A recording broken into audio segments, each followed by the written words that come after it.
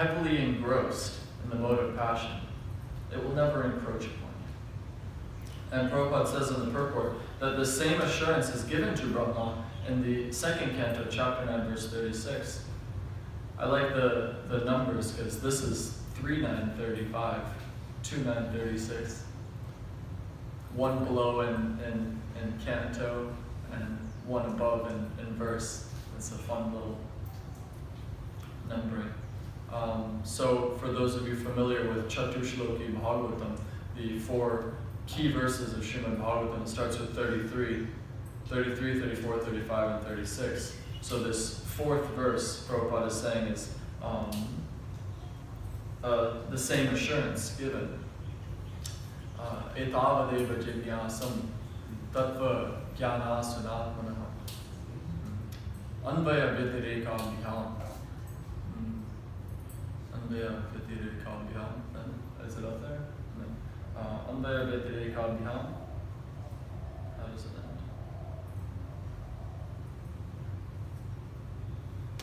end? Vyatirekabhyam. Sometimes when I search for something, I pick a word that you won't find anywhere else. And Vyatireka-bhyam, for those of you who are interested, it's sort of a rare conjugation because in Sanskrit we have ekavachana, dvivachana, and bahuvachana. Singular. In English we have singular and plural. We did that, I did that. There's no, just the two of us did that. But in Sanskrit you have two. So bhyam, usually when you see bhyam as an ending, it's dvivachana. In this case, anvaya vyatireka bhyam, directly anvaya, and vyatireka, indirectly. So when you have directly and indirectly, it becomes vyatireka bhyam, this dvivachana ending. So if you search for that word, then you know you won't get anything else but this verse. Yat syat sarvatra samvada. In all circumstances, and in sarvada and sarvatra, and everywhere and in all circumstances, one must search for the supreme absolute truth, Atman, up to this point, etava. Jignasu, one should inquire up to this point, search up to this point. In all circumstances and everywhere, both directly and indirectly. And so I was thinking about this, how this applies when Prabhupada says the same assurance is given. And I was thinking that both directly and indirectly, anvaya vyatireka, this creation of the material world is in the mode of passion and is completely separate from the Supreme Personality of Godhead in one sense. It's not that Arjuna's fighting or the practice of varnashram dharma or these various material endeavors that we perform are directly devotional service to the Supreme Lord. It's indirect. And therefore, when Ramananda Rai was talking with Sri Chaitanya Mahaprabhu, Mahaprabhu said, what is the highest thing? I want to know the most intimate way of relating with Krishna. And when he started off with Chaturvarnya Maya Shasham Gunakarma Vibhagasha, that you've created this varnashrama system in quality and in work for the upliftment of human society, Chaitanya Mahaprabhu said, no, that's external. Please go deeper. So it's indirect. Not that it doesn't benefit our spiritual life, but the 4 varnas and 4 ashrams aren't directly devotional service to the Lord. Just as Brahma's creation of the universe isn't directly service. So I was thinking that could have something to do with it. Besides that, just that in all circumstances and everywhere, one should take very seriously to chanting Hare Krishna, to performing devotional service. So Lord Brahma is being given this blessing. And my instant thought, because my father and I memorized Dhruva Stuti, the 15 or so verses, 12 verses, that Dhruva Maharaj offering his prayers. My father succeeded. I got about half. I still have to finish them. But at the end of those prayers, the Lord, it's sort of it sort of feels like a slap. Because it's really funny when you understand the whole story that Dhruva finally realizes, oh, I don't want the material desires I had in mind. I wanted a kingdom greater than my great-grandfathers, greater than Lord Brahma, who we're seeing here. Quite a task he has at his hands creating this universe. Dhruva says, I want something greater. And when he sees the Lord, he puts that away. His broken glass, he tosses it. I just want you. And after all of his prayers, after Dhruva has he poured his heart out, the Lord says, okay, you get the planet you wanted. It's sort of, wait, what? What I wanted was you. But you're going to give me that material desire because I had that in my heart. I had that desire. And so it's like a pseudo punishment. But it comes with a blessing that you'll never forget me. So Dhruva Maharaj gets a similar assurance that Brahma is getting here, that although you're going to be involved in material activities, you'll never forget me, and therefore you're separate. Same thing with Prahlad. There was a verse that I like. The Lord, or at least Prabhupada in his translation, he orders him. Prabhupada translates it, I order you to enjoy the opulence of the demons. It's quite an interesting phrasing. Prahlad has confused me on several occasions. When Prithu Maharaj becomes the calf and milks from the mother Bhumi becomes the cow, and by her affection for Prithu, so much opulence comes to the earth, gems are flowing in with the tide. It's beautiful descriptions. So in this way, various personalities become the calf, and by her affection, Mother Bhumi supplies things as the mother cow. And Prahlad becomes the calf, and the milk supplied is alcoholic beverages for the demons. And it's quite a, really, Prahlad? That's what you're serving out? But it's this interesting relationship where after all, he's a Daitya. And there's a certain rivalry between the demigods and the demons that we're going to present in our play on November 5th. A little plug for all those to spread the word. But Indra has this rivalry. He points out, he sees Daityaraj Bali, this king of the demons, and he's thinking, I've been outclassed by a Daitya. A Daitya has surrendered more than me as the heavenly king. And there's this sort of cognitive dissonance there, where how can a Daitya be a greater devotee than I am? And it's because it doesn't matter what you're engaged in. It doesn't matter your material position. It doesn't matter your body, your family, your age, and all of that's external. It matters where the mind is, and this assurance is being given to Brahma, this same assurance. It doesn't matter that you're engaged so heavily, engrossed in the mode of passion. I bless you that at all times, in all circumstances, indirectly, directly, every way, you'll be focused on devotional service.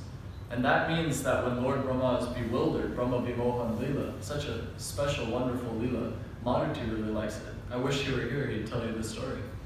But since he's not, I'll give you my version. Lord Brahma is witnessing, very much like Indra did in our play, witnessing Krishna's activities, and he's bewildered. Here's a little child, a little boy with a peacock feather. Oh, by the way, quick little detour. As I was walking to the temple today, I was walking up the street and I was looking at the banyan tree because I still have a lot more to shave off the side, the neighbor's side. But way up at the top, there's a sort of irregular patch growing, and it looks just like a big peacock feather. Like the banyan tree has this whole canopy, and then there's this one random lump growing up out the side and the back, one particularly vigorous bunch. And I was looking up, I said, that looks an awful lot like Krishna with the peacock feather. And so then I was thinking maybe I'm doing some nice service, cutting giving a haircut. Anyway, it's a nice thought. But Lord Brahma is seeing this cowherd boy. This is the Supreme Personality of Godhead. This is the person who created everything. This is the person who sustains, maintains, creates, destroys. This is the super soul in all living entities. He's there with a glob of sweet rice and mixed nuts and fruit in his hands. He's running around and other cowherd boys are climbing on his back. This is the Supreme Personality of Godhead. Let's see. Let's test this out. he goes down, and while Krishna is distracted, the cows have wandered off for fresher grasses. Brahma scoops them. Then all the cowherd boys are eating. Oh, where's our calves?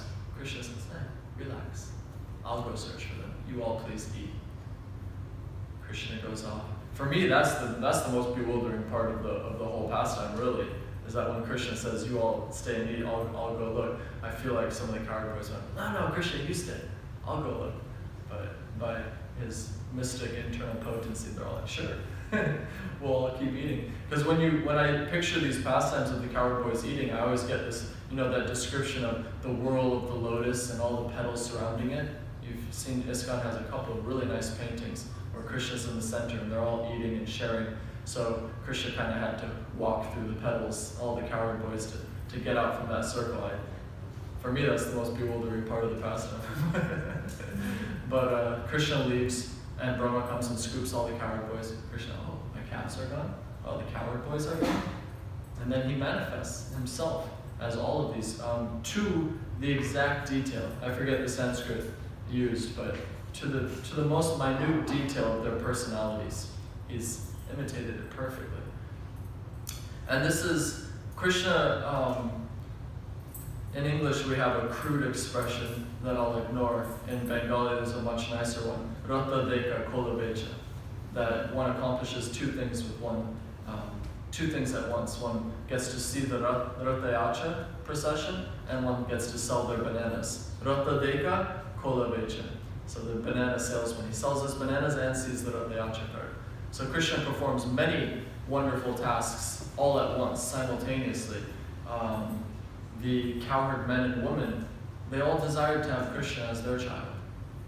When they see him, he's so attractive, and his pastimes are so wonderful, they all desired to have him as their child. So now he's taken the form of all these cowherd boys, all the calves. So when they return to Vrindavan, all the cowherd men are taking care of the cows, and suddenly, out of their grasp, the cows are running down the hill to meet their calves, tears flowing from their eyes, milk soaking the hillside. The cowherd men are frustrated. What's going on? And they go down a little frustrated. The second they see their boys, tears pouring down their face, embracing the boys. Wow, my child. And it's Krishna, because he's taken the form of all these calves and cowherd boys. And when they go home, then the mother is also, wow, our children. And so for a whole year, something was a little off. No one else could tell, but Balaram knew something was suspect. He said, hey Krishna, I know I didn't go out with you guys that day. It was my birthday, I got held back. But I think something's up here. And Krishna, yeah, you're right. you can hide it from everyone, but you can't hide it from your older sibling. My sister always knew when something was up. So, at the end of a year, just a moment in Lord Brahma's time, he came back to see what his mischief had done, how he disturbed things. There they all are. Look back in the cave, there they all are. And he became completely bewildered. And then he came back, and he saw all, Krishna allowed him to see all the cowherd boys in caps and four-handed forms, Vishnu forms. Oh, okay. This is the Supreme Personality of Godhead. And so Prabhupada says that this bewilderment, this so-called bewilderment in the purport, he says this is for the further understanding of the devotee, for the further understanding of Brahma. He could understand, wow, this is the highest thing. I mean, in his own prayers, Govindamadi Purusham Tamaham Bhajami, these prayers of Brahma Samhita, and we're just getting a glimpse, we just get the 5th chapter. Don't you want to see the rest of the chapters? That's been like, in the back of my head, whenever I hear about holy places being excavated, or great devotees, taking a bath in the Ganges and the boat they've been looking for floats in front of them, it's, wow, here it is. And in the back of my head, I always thought, if I could become if I could become so favored by the Lord, maybe when I'm in Kapena Falls or something, another chapter of Brahma Samhita will pop up. Or at Sandy Beach, mid-wave, and suddenly, here it is. But the Brahma Samhita prayers are just so potent, so powerful, and this vision of the spiritual world is so wonderful. And here Brahma is seeing some of these wonderful pastimes of the Lord, and he approaches him, and he's ashamed. And Nectar of Devotion says this is the quality of dhira, of sobriety, that one cannot tell if you're pleased or not. Brahma's offering these prayers, and there's no response from Krishna. Therefore, Krishna is supreme dhira, supremely sober. You couldn't tell by his expression whether he was upset, whether he was pleased, whether. I've had this experience with my spiritual master also in serving him, where I thought I'd done something nice and I sort of wasn't sure what to do next, and so there's like this awkward exodus. You kind of shuffle out the door. You're not sure if you're going to get a response or not. And pay obeisances and leave.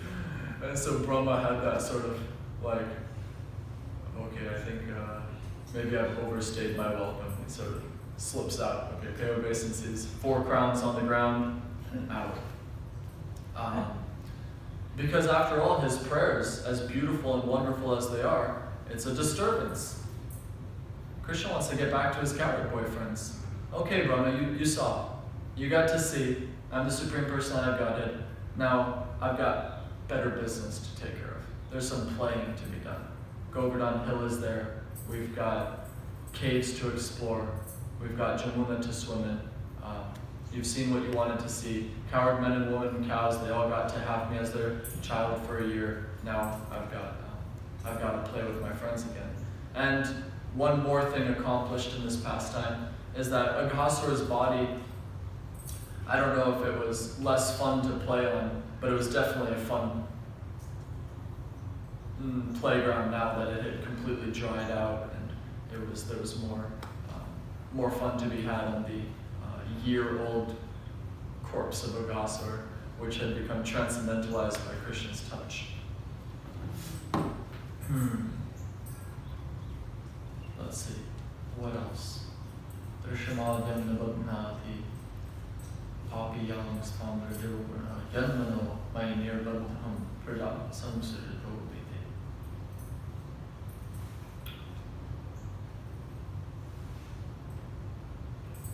Arjuna is found to be similarly bewildered. Yeah, so some of these, there's so many examples of this. I just keep thinking about our play because of this experience of Indra, and I really wanted to present something, and I'm not sure if it will carry over, but whenever we do this Govardhan pastime, Indra's he gets such a bad rap. And in one sense, he deserves it. He said, I want to kill all the cows. I mean, that alone, you're finished. But he's being bewildered intentionally, just as we're seeing here, by the Lord for some advancement of knowledge. And Prabhupada points out for Brahma's advancement of knowledge, but it's also for all of our advancement of knowledge. When Arjuna becomes bewildered, my father pointed this out. It was actually really funny.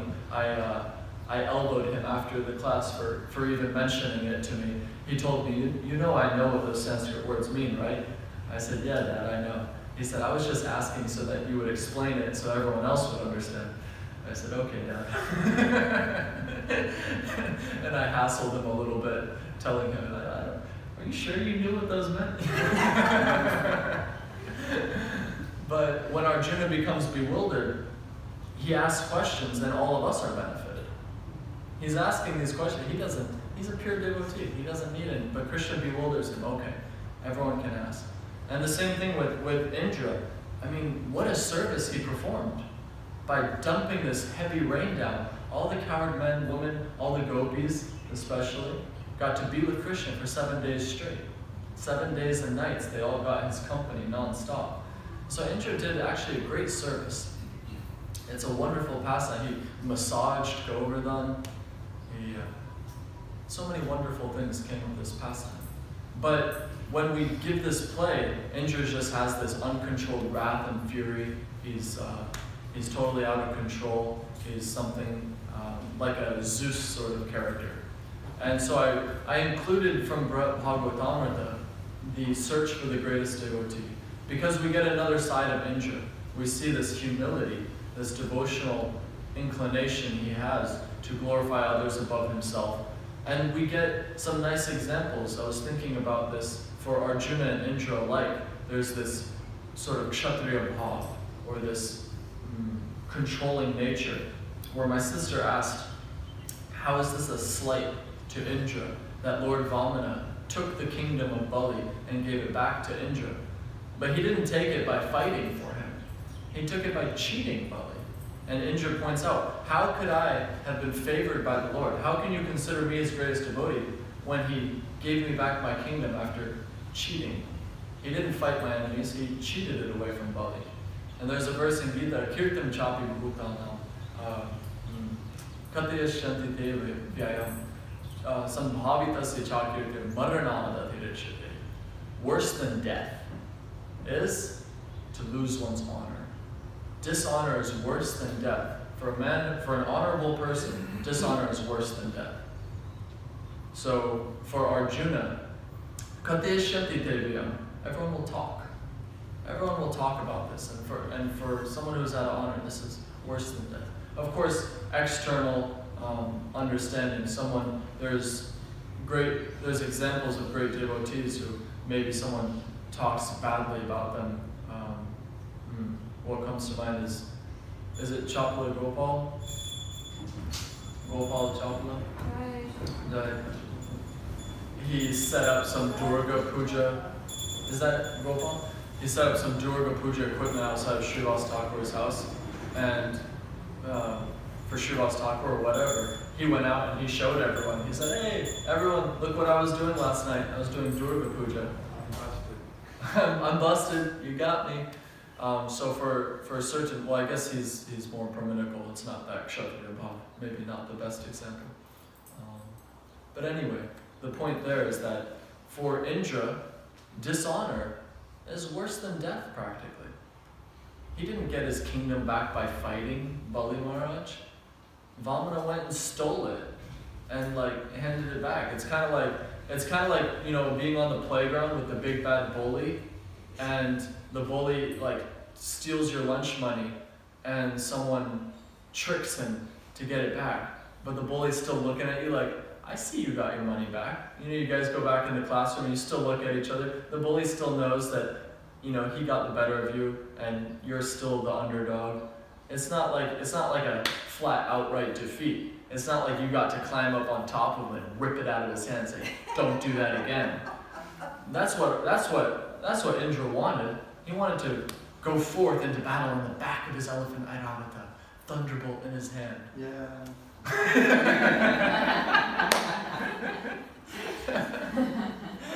You feel supreme. But so you're not supreme. And that's the lesson that Indra's getting. And this transfers in Bhagavatamrita. We get that he understands that. I'm not supreme.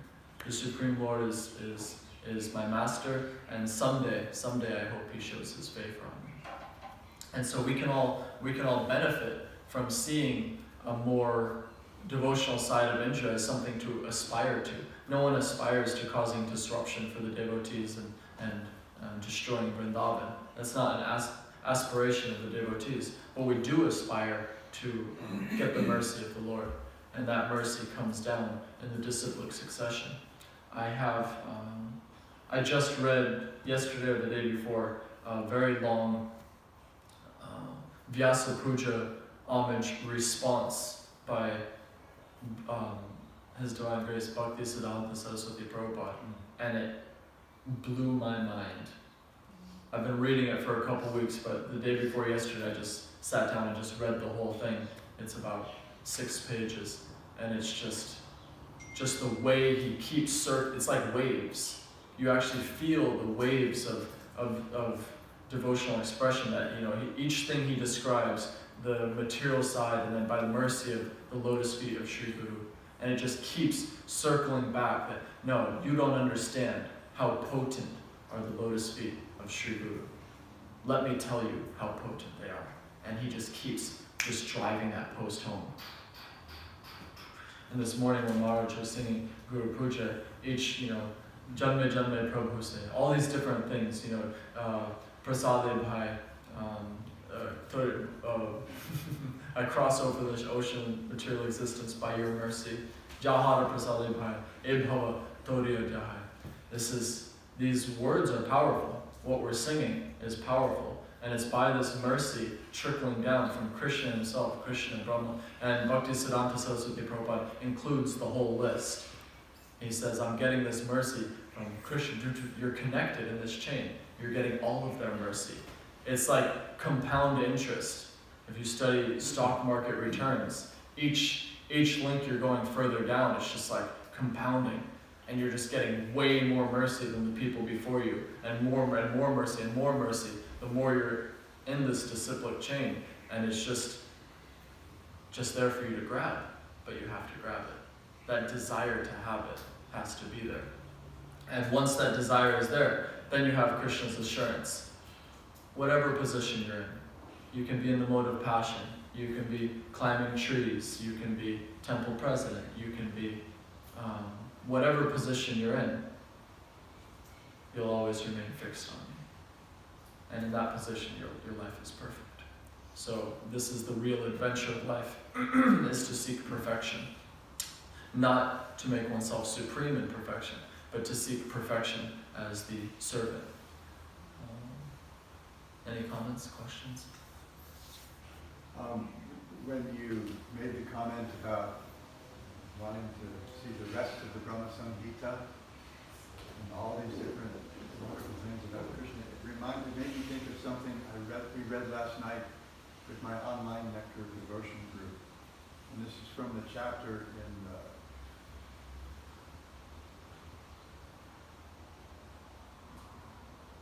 anyway, the third part of the Bhakti Rasamrita Sindhu. It's in Nectar of Devotion as well. There's a lot of really, really detailed stuff, a lot of nuances and really super technical stuff Srila Prabhupada doesn't cover in the Nectar of Devotion. But this is in the chapter on Priti Bhakti Rasa, which is servitude. It's called affectionate bhakti. And this is several verses, and I don't think we have a source.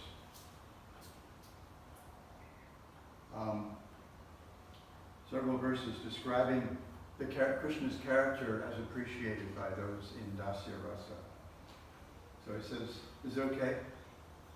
It's just take maybe a couple minutes. I feel like I should give you the mic. I think I can project. Okay, yeah, you're project. Okay, yes. The Lord in whose hair holes reside billions of universes is an ocean of mercy. He is endowed with inconceivable powers and all perfections.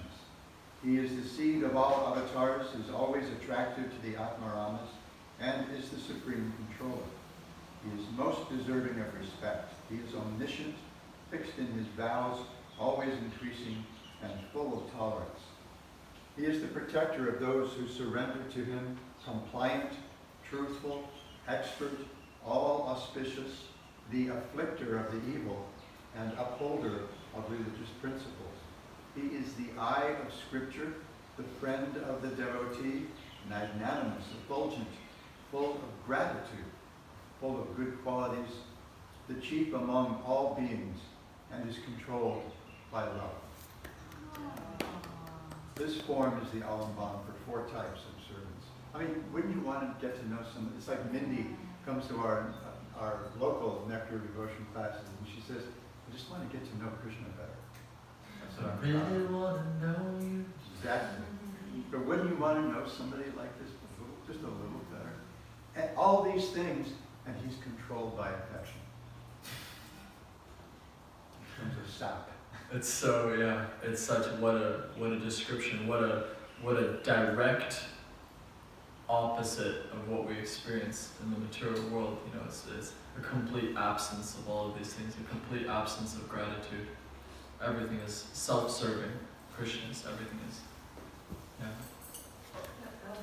As you were speaking of the compounded interest in how the mercy comes, Prabhupada also explained prasadam. He said, it becomes more maha the more people that get it. So this process, it's not like, we're actually getting less mercy, we're getting more mercy when we distribute it far and wide. Just like Jagannath Puri Maha or Balaji Maha, that's like 81 offerings a day, and every grain of rice is like extremely appreciated and taken on Ekadasi breaking all over the world on Dwadasis. People really, really cherish the Mahaprasad of the Lord, especially the ones that are distributed widely. So this preaching movement is about sharing. And when we share, we don't diminish our mercy or bliss, we increase it. Unlike anything in the material world, if I have like 25 cents and I give 5 cents away, I only have 20. But spiritual blessings are different than anything material. I just got another picture of the potency of Parampara. It's like homeopathic medicine. Yeah, they make It seems like there's less Stuja Occidentalis there. Yeah. But it's so much more potent the more you triturate. So you think, oh, I got 60th, well, I got 3C. Yeah. No more kind of poison ivy, Yes. Nice. Yeah, I think there's a funny, it's not so funny, it's an obvious connection between you and your son, but just that my experience, you just mentioned Jagannath Puri Maha, and just 2 days ago or something, Atma came walking in with a little baggie of Jagannath Maha, and he broke off a piece and he came up to me, shoulder to shoulder, and in only the slick way Atma can, and he popped a piece of Jagannath Maha in my hand, and I just thought, wow, Jagannath Maha. I'm about to ask where the Jagannath Maha's been. Jagannath Maha Prasad. You entered, each of the Dhams has a special way of entering. The way you enter Jagannath Dham is through Prasad. And it's just, wow. I looked at Jagannath Baladev Subhadra and popped into my mouth, and it's just, wow. I made sure my mom got a little teeny piece of that because they gave me some, so I wrapped it all up and took it and snuck it in my mom's prasad. Yeah. Wonderful, wonderful. Yeah, so this, directly and indirectly. I was thinking about how that, I would love to know what aspect of that verse, the last verse of Chaturshloki Bhagavatam, Prabhupada was comparing. I suppose the whole thing, just that one should seek for the absolute in all positions. And I suppose he's pointing out that Brahma's in what would be considered a precarious position. Just like Indra's in our play. Must be hard, eh? Keeping the King of Heaven's feet on the ground. Yeah, tough. But by suitable practice, abhyasyena pukante, one can control the mind and perform devotional service. So yeah, I was thinking about all of that, and I think that doing the play is really helping to kind of deepen that understanding, because here is Indra so powerful, and then Maharaj just read that about Krishna, and it's just like, why don't we want to serve him? We're covered over with so much illusion, and we're trying to serve these impermanent senses. And when we go through difficulties, and I never understood, I was like, if Krishna takes away everything, I was just like, yeah, but life is already difficult. Like, Krishna, why are you gonna take away everything? And it's not that he's taking away everything, it's like he's taking away the illusion of that we think we have things. It's all an illusion that, I have this or that. It's just like, he just like breaks that apart, and you feel like you're suffering, but at the same time, he's just like, just surrender to me, and so that's what he's doing with Indra. Like, that's humiliating, like the little boy, he picks up a mountain and he's like, your most devastating rain cloud can't do anything. It can't even touch us. Like the rain, and that's like, and so it just, Indra's there with all this anger, and then all of a sudden it's just, he has to dissipate it, and it takes him like a little while, but he's just like, who am I? Who am I to do this? So, like Krishna can take away our just our illusion in so many ways. It's just amazing. Yeah. I can appreciate it. Thank you. Molly? Yeah, there's a name Lillian? of Krishna that addresses his ability to Dissipate? to do so many things with one Oh. action. Is it ranchor? No, that means same word in English. Ran away. Oh, that's about it. Yeah. So what is that? I know there's a name. That he accomplishes many tasks. Yeah. What's one of the 64 qualities that serves as a stimulant to love of Krishna. Prabhupada says, translates it in nectar of devotion as clever. You can accomplish many things with one action. Kautuki?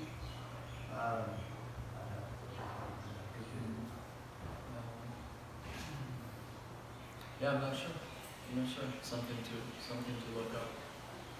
Something Not to you've look up. given us homework. Alright. Srimad Bhagavatam ki? Jai.